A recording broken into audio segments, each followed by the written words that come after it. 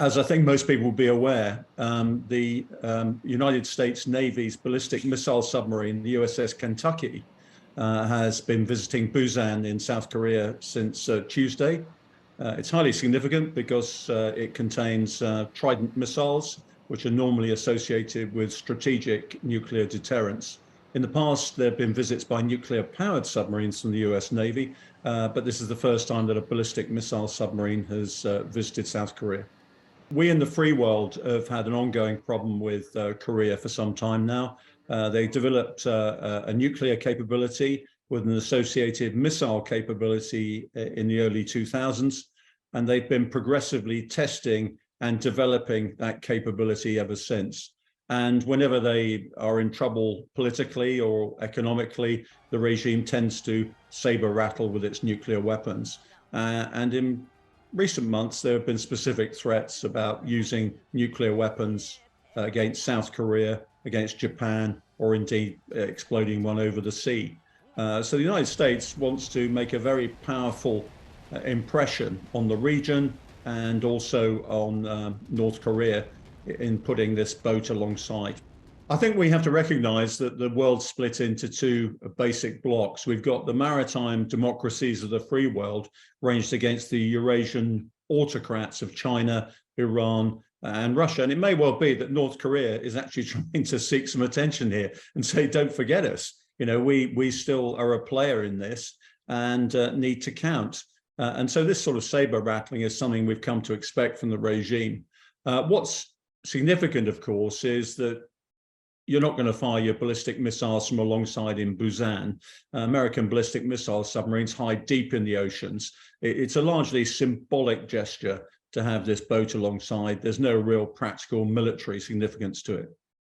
It's very hard to tell when you have a nuclear-powered state. Not all nuclear-powered states choose to use their weapons. We've seen Russia obviously brandishing them around, but I don't think there's any intention to use them in what is essentially a regional conflict. From my own experience with totalitarian states, the only time you're ever going to see a nuclear weapon even threatened in reality is if there is a threat to or risk to the regime or indeed the state itself. We're nowhere near that at the moment, but you never know with North Korea. It's unpredictable. What was interesting in 2010 is the North Koreans torpedoed a South Korean frigate and killed scores of sailors. Now that's a specific act of war. Nothing happened, of course, because North Korea was perceived to be unstable, particularly in its regime, and also possessed nuclear weapons. So that incident was rather glossed over. The problem is when a country like North Korea or indeed Iran, when it gets its nuclear weapons, is not so much the nuclear weapons themselves, but the misbehavior that they can get up to under the umbrella of those nuclear weapons. And we see North Korea all the time testing the patience of the free world, and particularly the United States, under the umbrella of these nuclear weapons.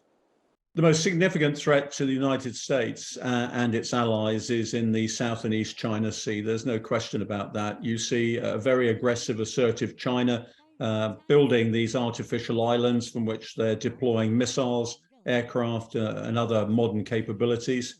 They're seeking to close down fishing grounds and oil and gas exploration areas, even in the economic zones of the Philippines, Malaysia, Vietnam, and these other countries. So the clearest threat to the free world, certainly, and the freedom of navigation around the world is China's assault on the freedoms of the South and East China Sea.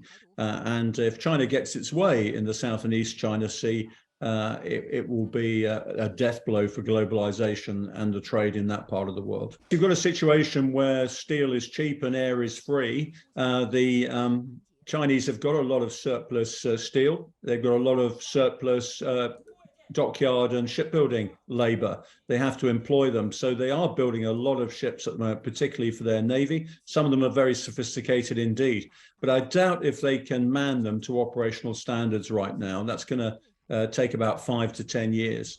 We've seen them operating their 2 carriers. They're trying to get up to speed on that, but the sortie rates are nowhere near those we see from American carriers, for example, or indeed our own British carriers. Their submarines are what I would call second generation. So an American submarine, you'd be struggling to hear it from about half a mile away underwater. You can hear some of these Chinese boats up to 50 to 100 miles away from the noise of their machinery. So they've got a way to go yet operationally. What they are doing is covering the South and East China Sea with bottom arrays, as we call them, hydrophones that are listening for submarines and drones and things like that. So they're making it a very difficult place to operate for Western, particularly United States and Australian submarines.